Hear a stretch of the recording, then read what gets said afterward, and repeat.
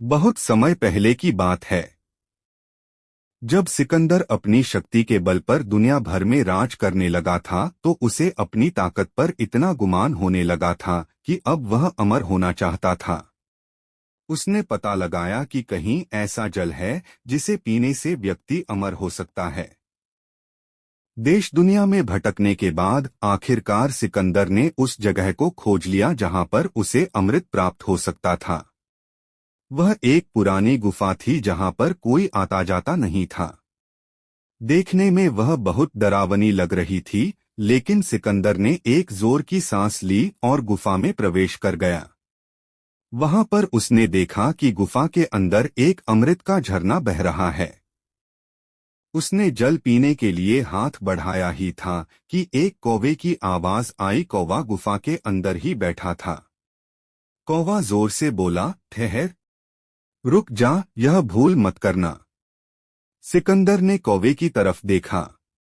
वह बड़ी ही दयनीय अवस्था में था। पंख झड़ गए थे, पंजे गिर गए थे, वह अंधा भी हो गया था।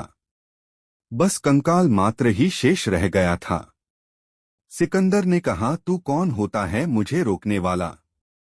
मैं पूरी दुनिया को जीत सकता हूं तो यह अमृत पीने से मुझे तो कैसे रोकता है? तब कौवे ने आंखों से आंसू टपकाते हुए बोला कि मैं भी अमृत की तलाश में इस गुफा में आया था और मैंने जल्दबाजी में अमृत पी लिया। अब मैं कभी मर नहीं सकता, पर अब मैं मरना चाहता हूं लेकिन मर नहीं सकता। देख लो मेरी हालत। कौवे की बात सुनकर सिकंदर देर तक सोचता रहा। सोचने के बाद फिर बिना अमृत पिए ही चुपचाप गुफा से बाहर लौट आया। सिकंदर समझ चुका था कि जीवन का आनंद उस समय तक ही रहता है जब तक हम उस आनंद को भोगने की स्थिति में होते हैं। सीख, जीवन में हमें हमेशा खुश रहना चाहिए।